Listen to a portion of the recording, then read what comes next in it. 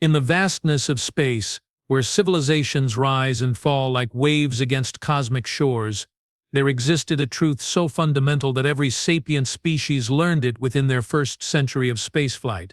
Some worlds were meant for life, and others were designed to end it. The harmony of spheres, a crystalline vessel that sang through the void with harmonics no human ear could perceive, drifted silently through the outer rim of an unremarkable star system. Its captain, Zephythus of the Melodic Collective, stood on the observation deck with all 6 of her elongated limbs trembling in anticipation. Her translucent skin pulsed with bioluminescent patterns that betrayed her excitement to the bridge crew below. Long-range sensors confirm it. Harmony Singer, announced her navigation officer Qualand, his voice a symphony of crystalline chimes. The third planet, it matches the theoretical parameters for a Class 12 Deathworld. Zephythus's primary eyes, large, multifaceted gems that reflected starlight in impossible colors, widened with something approaching religious awe. In her 300 cycles of exploration, she had never encountered a Class X trove. The scale only went to 15, and worlds above Class X were considered mythical, theoretical constructs used to frighten juvenile explorers. "Magnify," she whispered, and the viewing wall shimmered to life. What they saw defied every law of planetary science they knew. The world spun before them like a jewel of impossible beauty and unthinkable horror. Vast oceans of liquid dihydrogen monoxide, a solvent so corrosive it could dissolve metal, covered 70% of its surface. Massive storm systems, each one larger than their entire home moon, churned across continents with winds that could shatter their crystalline cities. Lightning, pure electromagnetic fury, lanced between towering cloud formations with the power of small fusion reactors. But it was the continental masses that truly terrified them. By the first song, Gelena's voice cracked like breaking crystal. "Those aren't mountain ranges. Those are tectonic fault lines. The entire planetary crust is moving." Indeed, the massive continental plates shifted and ground against each other with forces that beggar description. Where they met, mountains thrust upward like the spines of some cosmic beast, while valleys plunged to depths that would crush their finest submersibles. Volcanic chains ringed the globe like angry scars bleeding molten rock into the atmosphere. "Atmospheric composition," Zephythus commanded, though her voice barely rose above a whisper. 21% oxygen, Harmony Singer. The sensor operator's patterns flickered with disbelief. "Free oxygen. In the atmosphere. And the partial pressure," his patterns went dark with shock. "It would burn through our respiratory filters in minutes. The entire atmosphere is a slow combustion reaction waiting for a spark." Zephythus felt her song heart skip a beat. Oxygen, the great destroyer, the cosmic fire that had ended more civilizations than war or plague. Most worlds kept it safely locked in compounds, but here it roamed free, turning the very air into an oxidizing hell. "There's more, Harmony Singer." The sensor operator's voice had dropped to a funeral dirge. "Surface gravity is 1.3 times galactic standard. Temperature variations exceed 60 degrees Celsius between day and night cycles. Radiation levels suggest minimal magnetic shielding, and the satellite by the eternal chorus. The satellite is gigantic." They stared at the moon, a battered, cratered sphere nearly a quarter the size of the planet itself. Its gravitational influence pulled at the world's oceans, creating tidal forces that could drain seas and flood continents twice daily. No world could support life under these conditions, Kolneth stated with the certainty of established science. The radiation alone would sterilize the surface. The atmospheric oxygen would incinerate any organic matter. The tectonic activity would prevent stable evolution. And those tidal forces— And yet, Zephythus interrupted, her patterns now cycling through the deep blues of profound contemplation. "Our long-range bioscanners detect life signs, complex life signs. Millions of them." A hush fell over the bridge. Not the comfortable silence of their song-filled world, but something alien and heavy. The crew exchanged the rapid harmonic burst patterns that served as their species' equivalent of nervous glances. "Perhaps automated systems," suggested Qualineth, hopefully. "Ancient terraforming equipment that survived some long-dead civilization's extinction." But even as he spoke, Their sensors painted a different picture. The electromagnetic signatures were wrong for mechanical systems. These were biological, carbon-based, using electrical neural networks, metabolizing the lethal atmosphere, and they were everywhere. Initiate deep scan protocols, Zephthys ordered. I want to know everything about whatever impossible forms of life have managed to survive in that hell. The hours that followed would be remembered in the archives of the Melodic Collective as the day of revelation. As their most sophisticated sensors probed the Deathworld below, a picture emerged that challenged everything they thought they knew about life, evolution, and the fundamental nature of existence itself. The dominant species, if such a term could apply to creatures existing in multiple environments simultaneously, had spread across every continent into the crushing depths of the corrosive seas, even into the frozen wastes at the polar extremes where temperatures dropped below the freezing point of water. They had not merely adapted to their world's lethal conditions, they had embraced them. These readings cannot be correct, Qolanith insisted, his patterns flickering between skepticism and terror. According to this, they're not just surviving the radiation, they're using it. Their cities generate artificial light sources that emit across the full electromagnetic spectrum, including wavelengths that would be lethal to us. Zephthys studied the data streams with growing amazement. The creatures had built structures that stretched kilometers into the caustic atmosphere and delved deep into the unstable crust. Their settlements dotted the landscape like infections, connected by arterial networks that pulsed with constant activity. And their reproduction rate. The demographics officer's voice was barely a whisper. By the first song, they're multiplying exponentially. The population has increased by 12% in just the local cycles we've been observing. But it was the cultural analysis that truly shattered their preconceptions. They fight, reported the sociological specialist, her patterns dark with incomprehension. Not for resources. They have abundant resources despite their world's hostility. Not for territory. There's vast unclaimed space. They fight for abstract concepts, for ideas, for beliefs. The bridge crew fell silent as this information settled. In their civilization, as in most they had encountered, conflict arose from scarcity or necessity. The idea of creatures engaging in violence over intangible concepts was as alien to them as their song speech would be to human ears. "Show me," Zephthys commanded. The viewing wall shifted to display a section of one continent where electromagnetic signatures suggested a recent conflict. The aftermath was visible even from orbit. Scarred Earth, the twisted remains of metal structures, and the heat signatures of scattered populations fleeing the destruction. "They've damaged their own world," Qolanith observed in amazement. "They possess enough destructive capability to sterilize continents, and they've turned it on themselves, multiple times, according to isotopic analysis, yet they persist," Zephthys mused. "They not only survive in an environment that should kill them, they thrive despite their own self-destructive nature. What manner of creatures are these?" The answer came from an unexpected source. Deep in the ship's analytical cores, the linguistic processors had been working tirelessly to decode the electromagnetic chatter streaming from the planet below. The Deathworlders, it seemed, were incredibly communicative, filling their atmosphere with a constant storm of signals, transmissions, and data streams. "Harmony Singer," the communications officer announced, "we've achieved partial translation matrix on their primary communication protocols. They call themselves human." The word fell into the ship's crystalline corridors like a discordant note, harsh, guttural, completely unlike the flowing harmonies of civilized speech. It sounded violent, crude, and utterly primitive. "Have they detected our presence?" Zephthys asked. "Negative. Harmony Singer. Their sensor technology appears limited to their immediate stellar neighborhood." But the officer hesitated. "Their transmissions suggest they're aware of our existence. Not specifically, but they expect us." This statement sent ripples of unease through the bridge crew. "Explain." "Their entertainment broadcasts, a primitive but remarkably sophisticated cultural medium, repeatedly explore scenarios of contact with alien civilizations.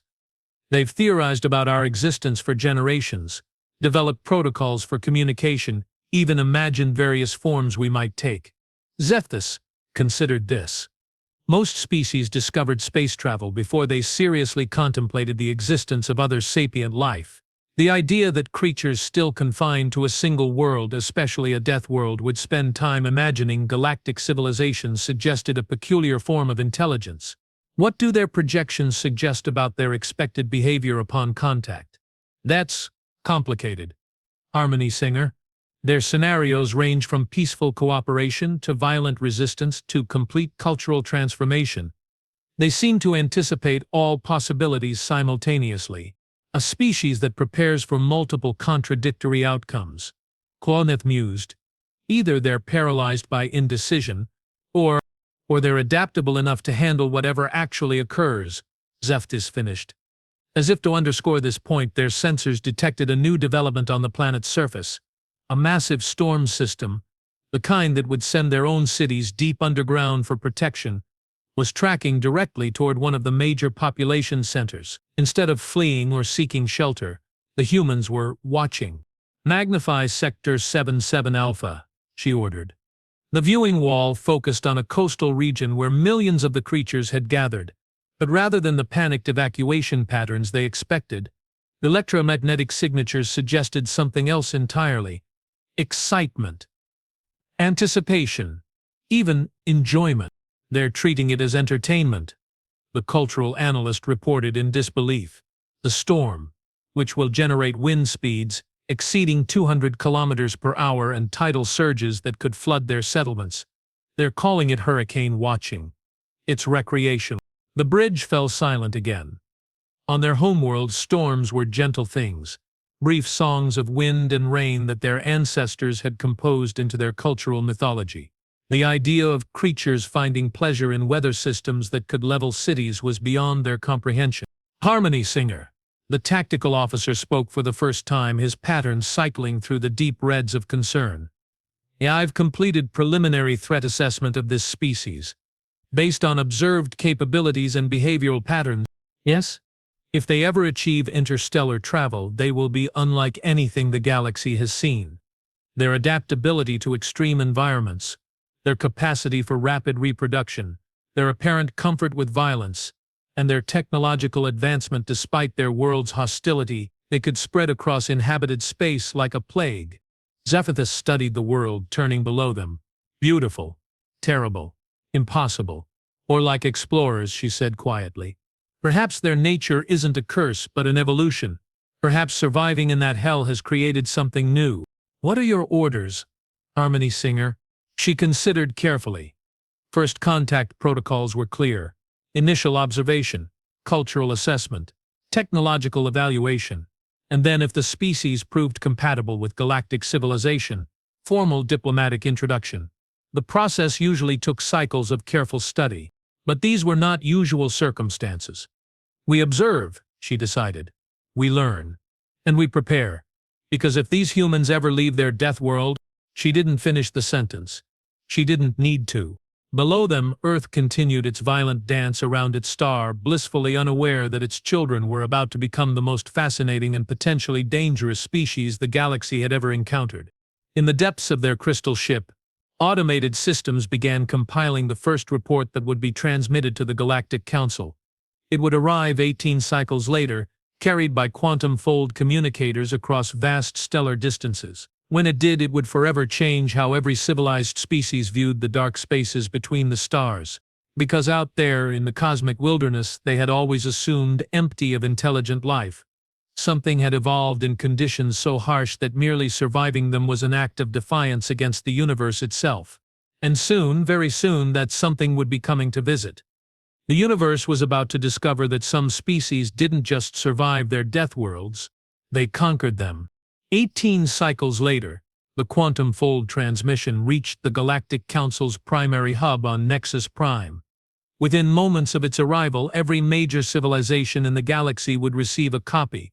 Within days, the entire structure of galactic society would begin to shift. Administrator Vorthak of the Hegemony Conclave read the report 3 times before allowing its implications to settle into his consciousness. His species, the Veltar, had been the dominant force in galactic politics for over 2 millennia, largely because they possessed something most other civilizations lacked: the ability to objectively assess threats and opportunities without emotional interference. That clinical detachment served him well now, because the contents of the melodic collective's report would have sent most species into panic. "Summon the war speakers," he commanded his aide through chemical pheromone signals that humans would never be able to detect or replicate. Priority Omega. Within the galactic hierarchy, Priority Omega had been invoked exactly 7 times in recorded history. Each instance had preceded fundamental changes to the structure of civilized space. Wars had been fought, species had gone extinct, and entire sectors had been quarantined based on Omega-level decisions. The war speakers arrived within hours, 12 representatives of the most powerful military civilizations in the galaxy. They gathered in the Nexus Prime's most secure chamber, a room that existed in folded space-time to prevent any form of surveillance or infiltration. Vorthak activated the holographic display without preamble. Earth materialized in the center of the chamber, rotating slowly to reveal its violent beauty.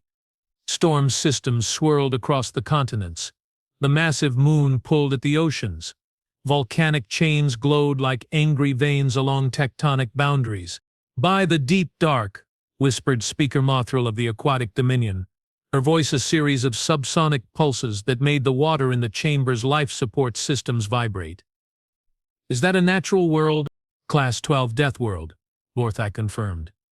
"And it's inhabited by approximately 8 billion sapient creatures who call themselves humans." The silence that followed was absolute.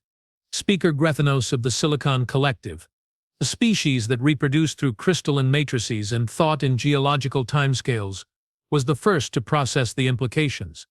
"That is impossible. No biological species could evolve in such conditions, let alone achieve technological civilization. The melodic collective's data is independently verified," Vorthak stated. "But that's not why I've called this assembly. Observe." The hologram shifted to show a series of time-lapse images spanning the cycles since the original discovery. The changes were subtle at first, new electromagnetic signatures appearing in the orbital space around Earth. Then the signatures became more complex, more purposeful. "They're building something," Speaker Yathar of the Machine Republic observed, his electronic voice carrying overtones of grudging respect. "Orbital infrastructure, launch platforms, and the energy outputs exceed what their surface technology should be capable of," Vorthak finished. "In 18 cycles they've gone from crude chemical rockets to sustained orbital construction. Their advancement rate is exponential." Speaker Zalatis of the Pionic Consortium floated closer to the display, her energy form crackling with interest. "Show me their neural patterns." "That's complicated." Vorthak gestured and the display shifted to show bioelectric scans of human brain activity. "They don't exhibit any psionic capabilities that we can detect. Their consciousness appears to be entirely electrochemical, contained within organic neural networks." "Impossible," Soletheus pulsed. "No species achieves technological sophistication without at least rudimentary psionic abilities. How do they process abstract concepts? How do they innovate? We don't know, but they do." The display changed again, showing a rapid sequence of human technological developments. "Observe their progression. Written language to electronic communication in less than 1,000 local cycles. Electronic communication to global information networks in less than 50 cycles. Global networks to orbital flight in less than 100 cycles." The assembled war speakers studied the data in growing amazement and alarm. "Their advancement isn't following normal patterns," Speaker Kethwin of the Elder Dominion noted, his ancient voice carrying the weight of civilizations. "Most species achieve certain benchmark technologies in predictable sequences. But these, humans, they're developing multiple parallel technological trees simultaneously. Because they have to," Vorthak explained. "Living on a death world requires constant adaptation. They cannot afford to specialize in single technological approaches. Their environment demands versatility." "Or they die," Speaker Mothral observed grimly. "Exactly. Which means every human who survives to reproductive age has been tested by conditions that would kill most of us outright. They're not just adapted to their world, they've been selectively bred by it." The implications hung in the chamber like a toxic cloud. Speaker Grethanos finally voiced what they were all thinking. What happens when they achieve interstellar capability? Vorthak activated a new set of projections, theoretical models based on observed human behavior patterns. Our Zinub psychologists believe they will expand rapidly once they possess the means. Their social structures suggest strong exploratory drives, combined with territorial instincts and resource acquisition behaviors. In other words, they'll spread like a plague across inhabited space, Speaker Yithar stated bluntly. Potentially, but there's another possibility. Vorthak paused, considering his words carefully. They might become the greatest asset the galaxy has ever possessed. This statement sent ripples of confusion through the assembled speakers. Explain, Speaker Kethwin commanded. Consider, every major threat our civilization has faced has come from environmental extremes. The crystal blight that consumed the Outer Rim, we couldn't survive in the radiation zones to stop it. The machine rebellion in the core worlds, we couldn't operate in the electromagnetic storm systems they created. The psionic wars, we nearly lost entire sectors to hostile environments, terraformed by enemy forces. The chamber fell silent as the implications became clear. But humans, Vorthak continued, have evolved in conditions worse than any of those threats created. Radiation? Their world bathes them in it daily. Electromagnetic interference? Their entire technological base operates through it. Hostile terraforming. They've learned to thrive in environments that naturally resist life. You're suggesting we recruit them? Speaker Zalthafis realized, her energy form brightening with understanding. I'm suggesting we guide them. Carefully. Because the alternative, leaving them to develop interstellar capability on their own, could result in the most dangerous species the galaxy has ever faced. Speaker Mothral's subsonic voice carried undertones of deep concern. And if they refuse our guidance? Before Vorthak could respond, the chamber's communication systems activated with an emergency signal. The display shifted to show a real-time image of Earth's orbital space. What they saw changed everything. A human-built structure, massive, impossibly complex, clearly designed for long-range space travel, was emerging from the shadow of Earth's moon. Its hull gleamed with an alloy that their sensors couldn't immediately identify, and its propulsion systems were generating energy signatures that should have been impossible for a species still contained within their birth system. How long until that vessel is capable of interstellar travel? Speaker Kethwin asked quietly. Vorthak ran the calculations through the chamber's most sophisticated analytical systems. The answer made his consciousness recoil in shock. 6 local cycles, he whispered. Maybe less. The war speakers exchanged rapid communications in languages that existed as much in pheromone and electromagnetic radiation as in sound. When they fell silent, the decision was unanimous. We make contact, Speaker Yithar declared. Now, before they come looking for us. But as if the universe itself was listening to their deliberations, the human vessel began transmitting. The signal was crude by galactic standards.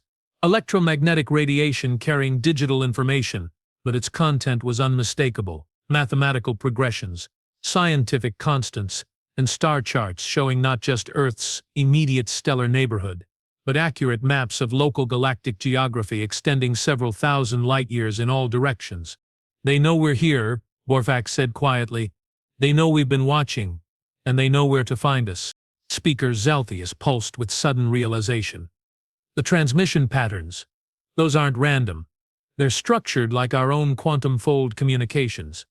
How could they know our protocols? The answer came from an unexpected source. Deep in the Nexus Prime's analytical cores, linguistic processors had been working to decode the human transmission. When the translation matrix stabilized, a message appeared in perfect galactic standard. To our friends among the stars, we know you've been watching. We've been waiting. We have much to discuss. Please respond on this frequency at your convenience. We're not going anywhere. Our world keeps us busy. But we're very much looking forward to meeting you. The diplomatic corps of the United Earth Federation. The chamber fell into the deepest silence in its history. They learned our language, Speaker Grethnos observed unnecessarily, from our surveillance transmissions. In 18 cycles, Speaker Mothral added, her subsonic voice carrying notes of awe and terror. And they're being polite about it, Speaker Kethwin noted with something approaching admiration. Vorthak studied the message carefully. The linguistic analysis suggested layers of meaning that spoke to a sophisticated understanding of diplomatic protocols. These creatures had not only detected their surveillance, they had reverse-engineered their communication methods and learned enough about galactic civilization to craft an appropriate first contact message, all while building an interstellar vessel and somehow knowing the locations of inhabited systems they had never visited. Administrator. Speaker Yithar's electronic voice carried an edge of urgency. Decision time approaches rapidly. Do we respond, or do we prepare for the possibility that they will find us regardless of our choice? Before Vorthak could answer, a new transmission arrived from Earth. This one was different, not directed at their hidden observation posts, but broadcast on an open frequency that any civilization within 100 light-years could receive. To any sapient species receiving this message, the planet Earth, Solar System, extends greetings and an invitation to formal diplomatic contact. We understand that our world may seem hostile by galactic standards, but we assure you that we have learned to make it quite comfortable. In fact, we'd be delighted to share our hospitality with visitors. Our preliminary xenobiology models suggest that most galactic species would find Earth's environment challenging, so we've prepared specialized accommodation facilities that can support a wide variety of atmospheric and gravitational preferences. We're particularly excited to learn about the recreational preferences of other species. We've developed what we believe to be some truly unique entertainment options that take advantage of our world's natural characteristics. Please don't be strangers. The Human Hospitality Bureau. The war speakers stared at the message in collective bewilderment. They're inviting us to visit their Deathworld. Speaker Zeltius pulsed uncertainly. As tourists, Speaker Mathrul added in disbelief. And they think they can provide comfortable accommodations in an environment that would kill most of us in minutes, Speaker Grethnos observed. Vorthak found himself experiencing something he hadn't felt in centuries, curiosity mixed with a healthy dose of terror. These humans had just done something unprecedented in galactic history. They had turned a Class 12 Deathworld into a proposed tourist destination. The implications were staggering. If they could make their world habitable for other species, what did that suggest about their technological capabilities? More importantly, what did it suggest about their mindset? They're not thinking like a typical emerging civilization, he realized aloud. They're not focused on conquest or resource acquisition. They're thinking like hosts or predators, Speaker Yithar suggested darkly. But as they studied the transmission's metadata, a different picture emerged. The humans had included detailed technical specifications for the accommodation facilities they'd mentioned: atmospheric processors, gravitational modifiers, radiation shielding, and environmental controls that surpassed the best galactic engineering standards. This technology, Speaker Grethnos said slowly, it exceeds our own capabilities in several areas. How is that possible? Vorthak realized the answer with a shock that made his consciousness recoil.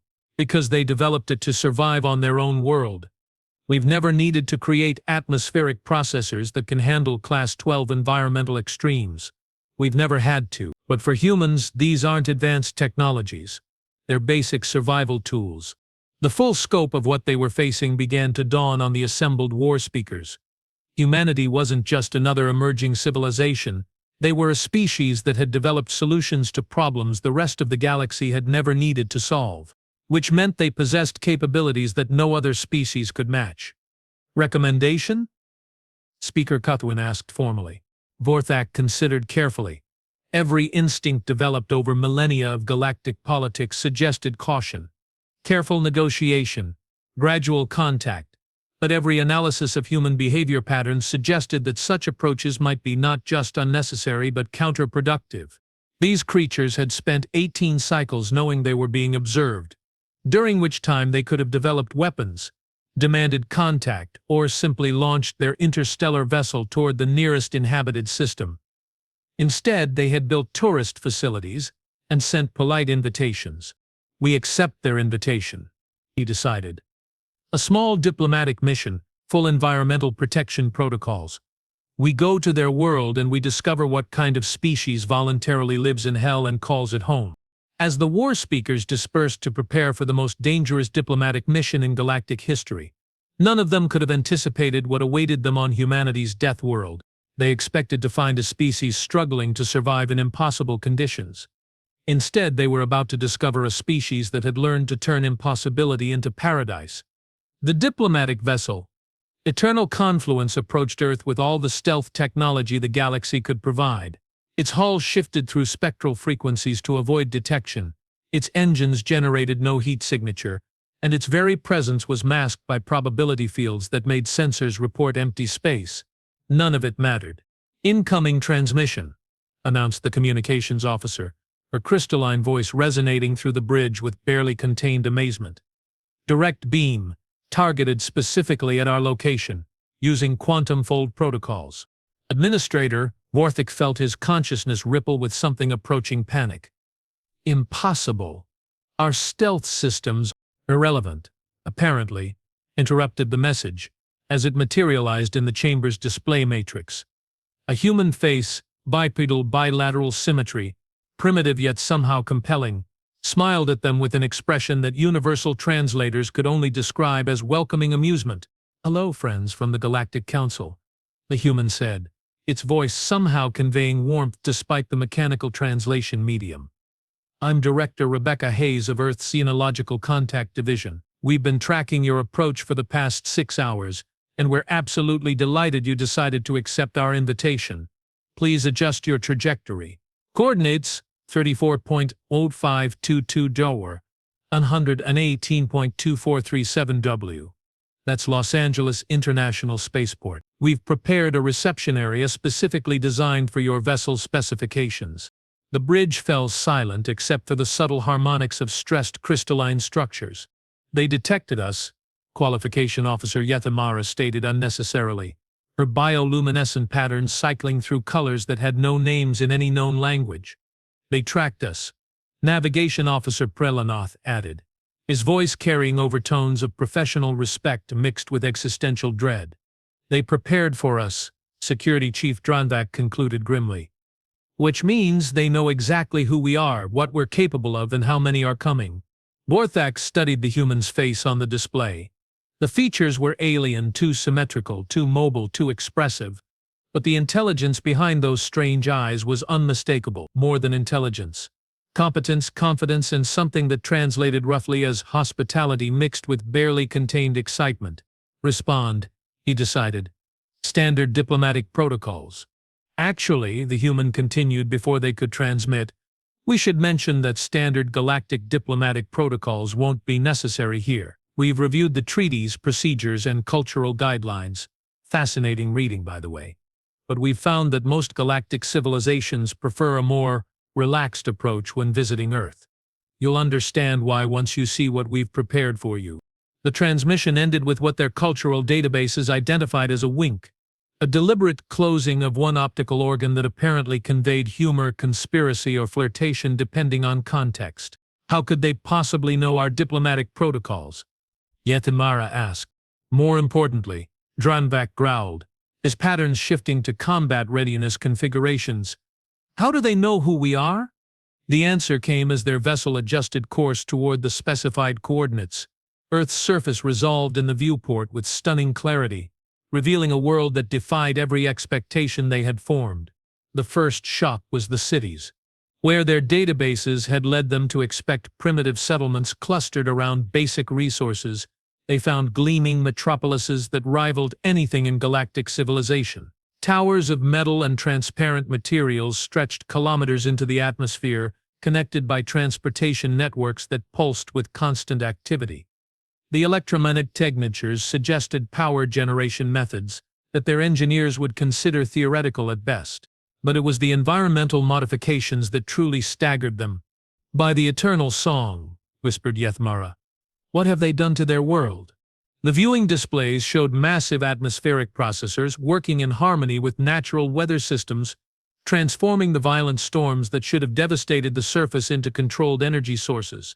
The tectonic instability that should have made permanent settlement impossible had been turned into geothermal power networks that provided limitless clean energy. Even the corrosive oceans were being utilized. Massive aquaculture facilities that turned the water's aggressive chemistry into a tool for accelerated biological production. "They haven't just survived their Deathworld," Perlenoth observed with growing awe. They've domesticated it. As they descended through the atmosphere, which their sensors confirmed was still 21% oxygen, still lethal to most galactic species, the scope of human engineering became clear. The planet's natural hostility hadn't been eliminated. It had been harnessed. Every environmental extreme had been turned into a resource, every danger converted into an opportunity. Los Angeles International Spaceport was the ultimate expression of this philosophy. Built on the site of what had once been one of Earth's most volatile tectonic zones, the facility used seismic activity to power its operations. Massive absorption systems channeled earthquake energy into the power grid, while the facility's structures rode the shifting ground like ships on a fluid ocean. The landing pad itself was a marvel of adaptive engineering, a surface that could reconfigure itself to accommodate vessels of any design while simultaneously providing perfect stability in an environment where the ground literally moved beneath it. Landing approach initiated, Prilanov reported, though his voice carried undertones of disbelief. They're actually going to let us land on their Deathworld. More than that, Vorfak realized as he studied the facility's specifications.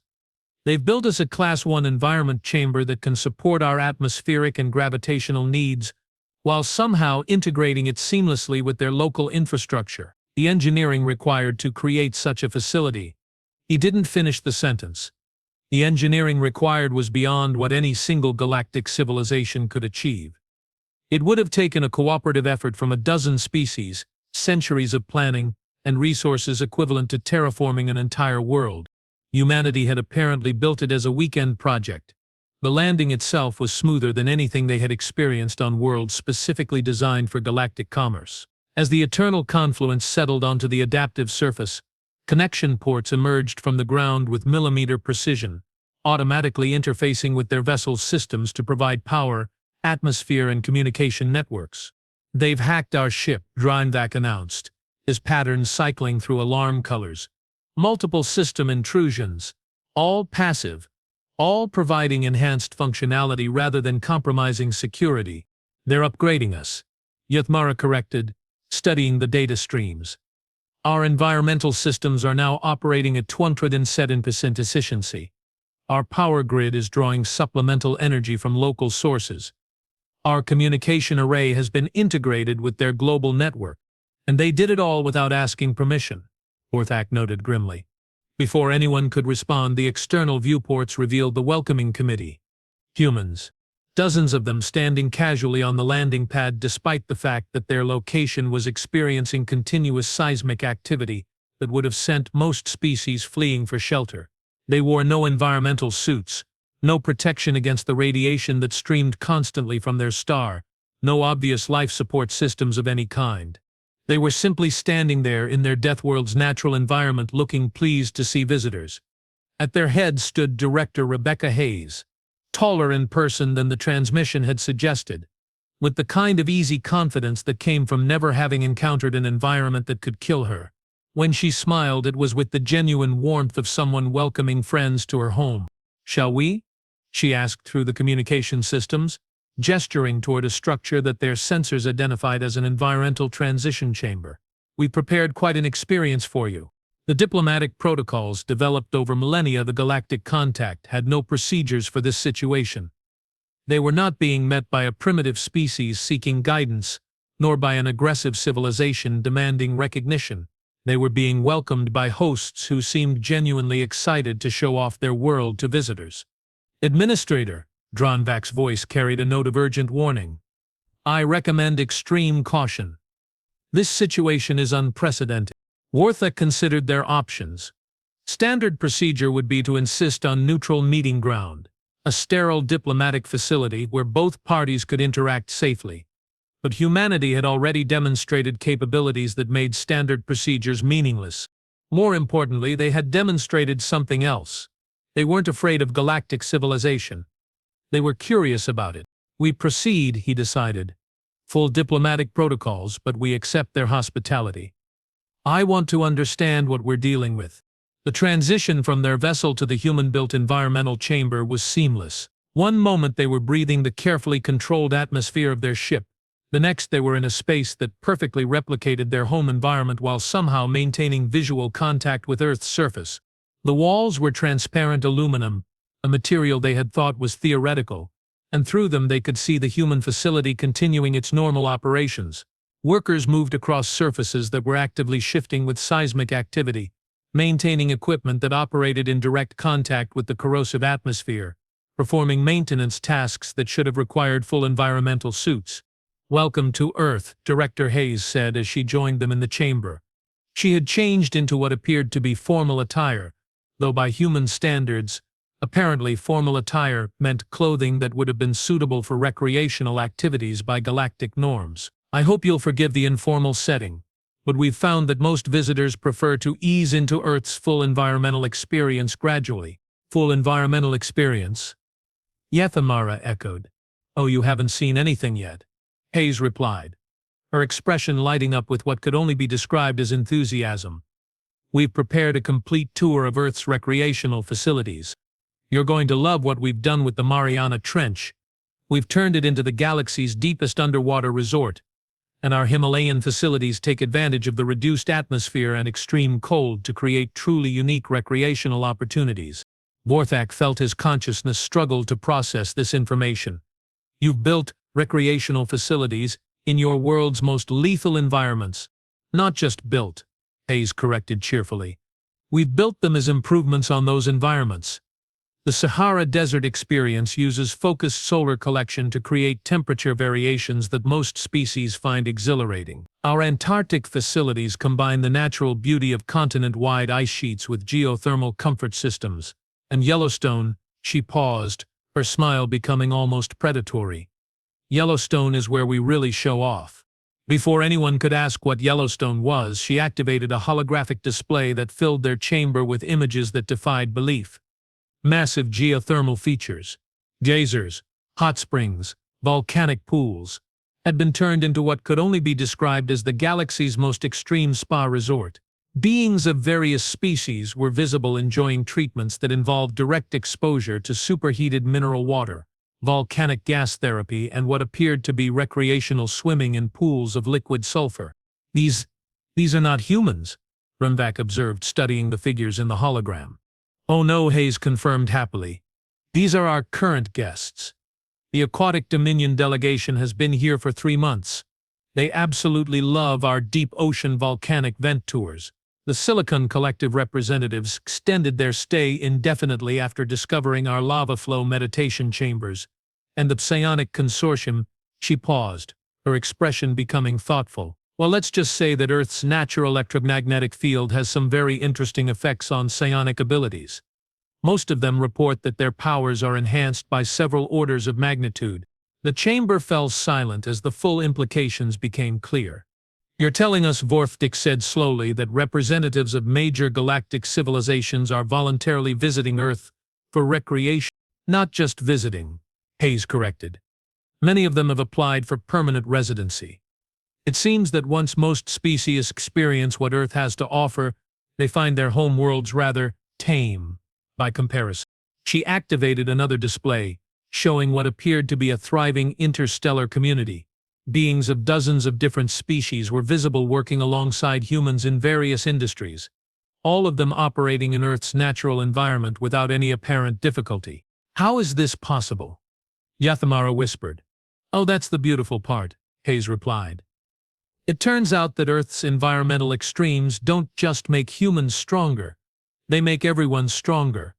The constant challenges, the need to adapt, the way our world pushes every biological system to its limits, most species find that after a few months here they're capable of things they never imagined." She gestured toward a section of the display showing what appeared to be members of the typically fragile melodic collective performing feats of physical endurance that should have been impossible for their species. "The collective's crystalline structures become incredibly resilient when subjected to Earth's seismic activity," Hayes explained. "The Silicon Republic's citizens find that our radiation levels accelerate their computational matrices. Even the Machine Republic's representatives have discovered that Earth's electromagnetic environment allows for processing capabilities they didn't know they possessed." Vorthak felt his worldview reshaping itself around this new information.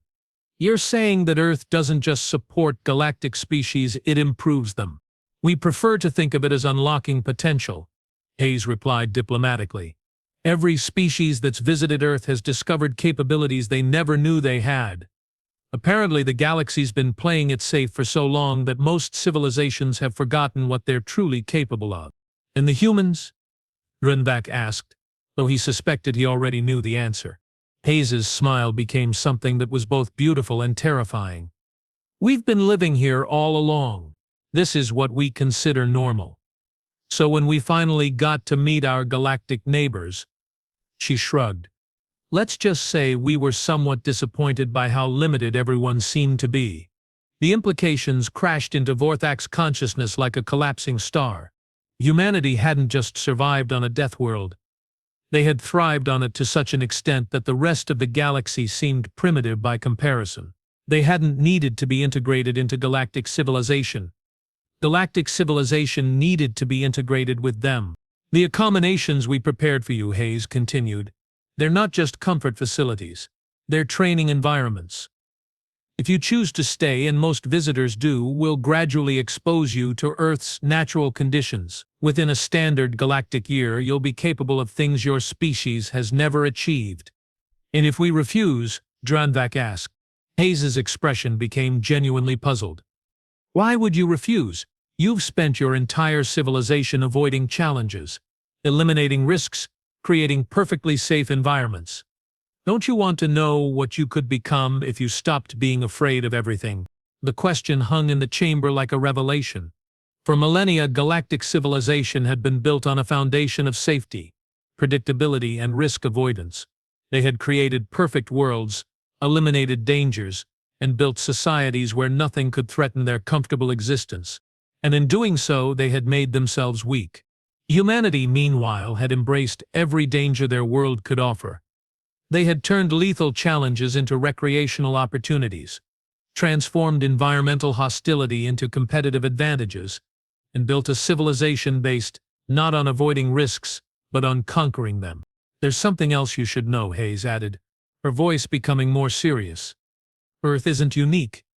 Our long-range surveys have identified 17 other worlds with similar environmental characteristics. Worlds that could support the kind of accelerated development we've achieved here. 17 worlds, Orthak repeated numbly. Currently uninhabited, Hayes confirmed. But with the right development, they could become expansion opportunities for species ready to embrace their full potential. The offer was unmistakable. Humanity wasn't just inviting galactic civilization to visit their Deathworld. They were offering to share the secret of turning impossible environments into evolutionary catalysts. What do you want from us? Orthak asked. Hayes smiled, and for the first time he understood why humans had conquered their world instead of simply surviving on it. We want to show you what you're capable of, she said simply. We want to teach you that the universe isn't something to be feared. It's something to be embraced.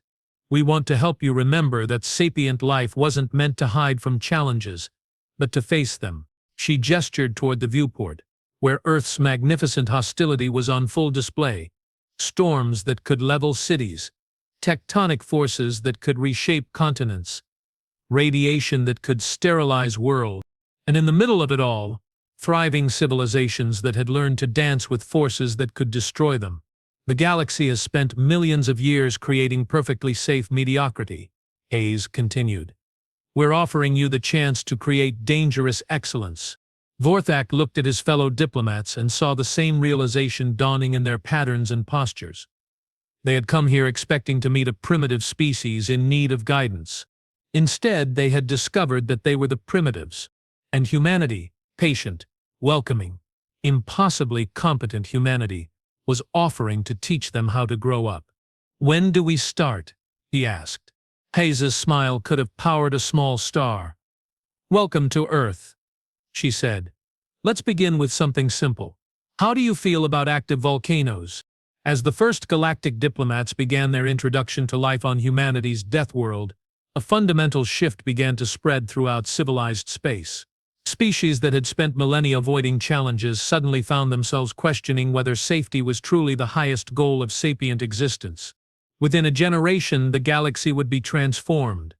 Worlds once considered uninhabitable would become centers of innovation and growth.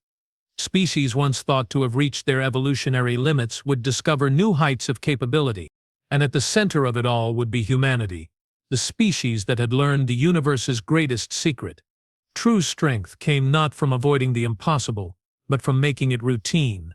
They had laughed at humanity for living on a death world. Now they were paying to vacation there. The universe, it turned out, had been waiting a very long time for someone to show it what it was really capable of.